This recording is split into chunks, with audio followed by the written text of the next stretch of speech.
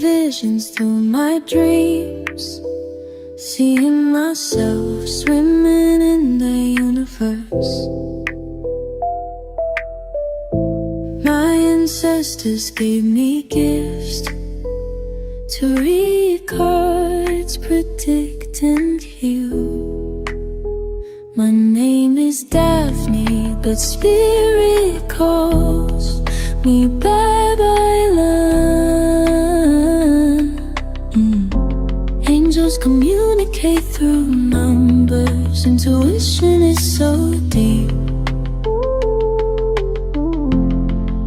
The gift I fully embrace within.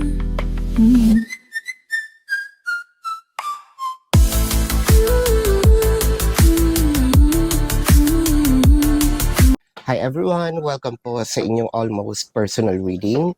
So let's check kung ano yung mga nangyayari sa paligid. I want you to know that this is a general reading. So you may resonate po sa buong reading na ito or baka konti lang. Take what's only yours. I also want you to know that this is a timeless reading. So whenever you find the video, the message is also meant to find you. We have the World card, the Witch of Swords, and the Eight of Cups.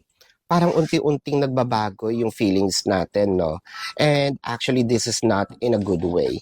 Yung mga pagbabagong ng feelings natin, parang imbis na pasulong itong nararamdaman natin kay person, parang nababawasan. Parang meron tayo ditong unsatisfactions na nafe-feel or parang hindi natin masyadong nararamdaman na ganun pa natin kamahal si person. Probably this is also a reaction of what your person is doing to us. Nandun pa rin yung love, yes, hindi naman yun nawawala. Pero hindi na siya katulad nung dati.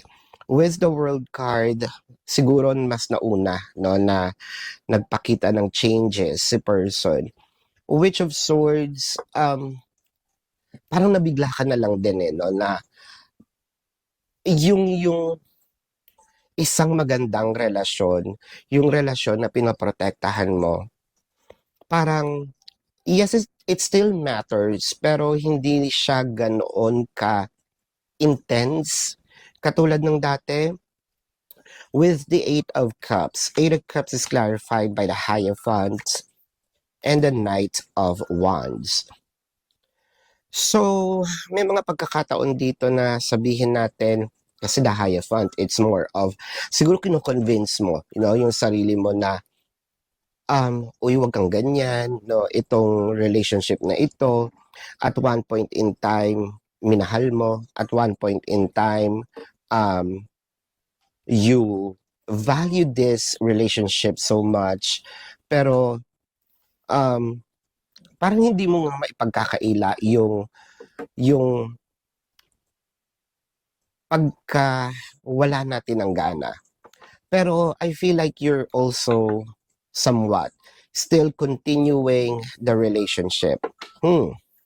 Interesting kasi parang ayaw mo naman dito mapunta doon sa part na, ay, nagsayang lang ako ng oras. Parang, nagsayang lang din ako ng panahon. Ayoko yung, baka dumating yung time na sabihin sa akin nito ni person na, ako pa yung hindi seryoso, no? So, parang sinasabi mo dito, tignan natin kung hanggang saan, no? Dadalhin itong relationship na to, no, or hanggang saan dadalhin ng universe itong relationship na ito. With the Wheel of Fortune and the Four of Cups, parang kahit anong effort yata na ni person, you cannot appreciate the gesture anymore. Siguro meron ding mga nagawa si person, no, na isang parang a big no-no to you, na parang sinasabi mo, sandali this person crossed the line. I can't I can't trust my person anymore. So, ito ba dahil sa trust issues na? Kasi with the Four of Cups, parang may mga offers na si person, parang sinasabi mo, I don't believe in it anymore. Four of Cups is clarified with the Eight of Swords and the Two of Wands. Parang sa'yo masyadong maaga pagkatiwalaan uli si person. Masyadong premature ang mga gesture ni person na pakikipagbalikan. Parang premature yung mga kilos niya. Parang feeling mo pilit, no? Parang feeling mo napipilitan si person for the sake of, dahil ba ayaw niya lang akong mawala, kaya siya ganyan, no? With the Ten of Wands, the Moon card, and the Five of Swords. Uy, kasi with the Ten of Wands, parang sinasabi dito, ang hirap-hirap. Ano yung mahirap? Mahirap isipin na kaya ko pang, pero bakit nag-i-stay tayo sa relationship kung broken na yung trust, tapos marami ka nang naiisip kay person, parang feeling mo wala ka ng peace of mind. Parang feeling mo lagi kang gagawa ng masama ni person.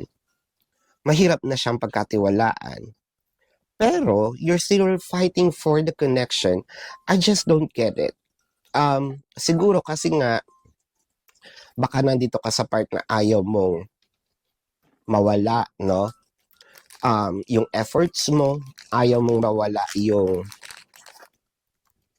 sabihin natin,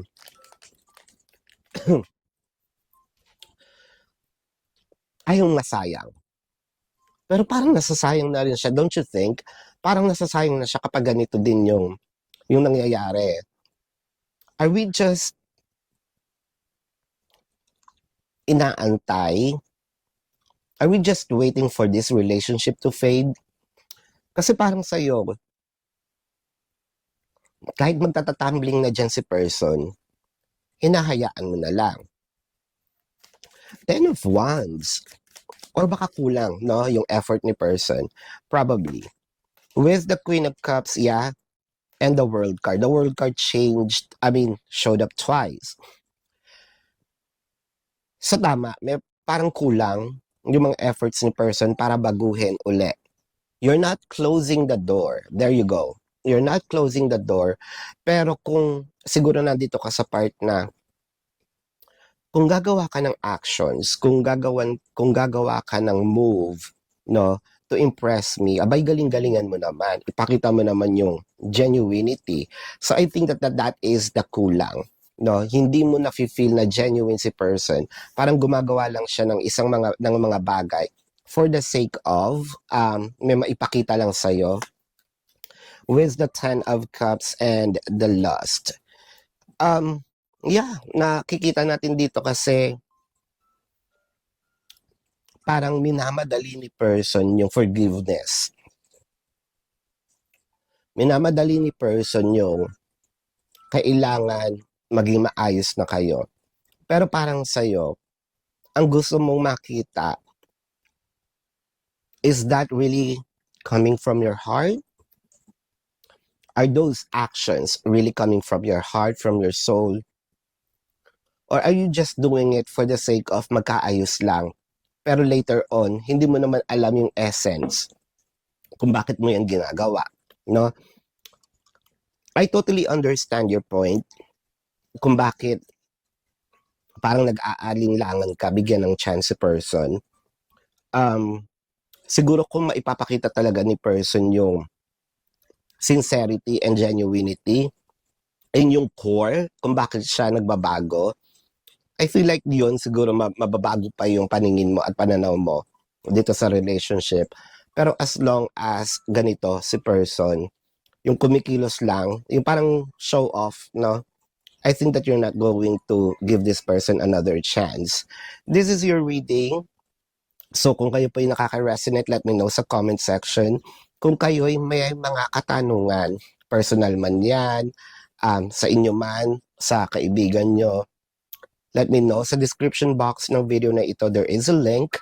Click the link, you will be routed to my website. Nandun po yung name, number, QR code, amount per question. Take advantage of the 4 questions plus 1 kasi discounted po yun. And if you want to book a private reading, nandito din po siya, no? Now, let's check the zodiac sign of your person. This can be their sun sign or a placement in their chart.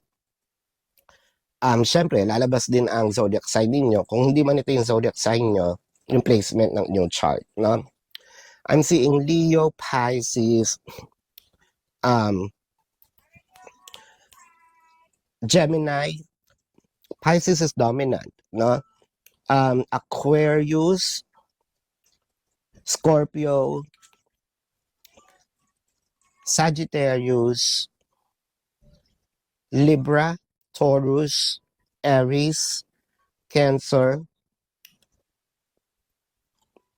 Yeah, Scorpio is dominant. Aquarius is also dominant.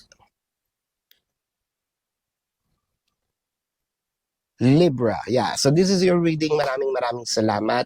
Love and light. Namaste. See you po sa susunod na readings. Goodbye.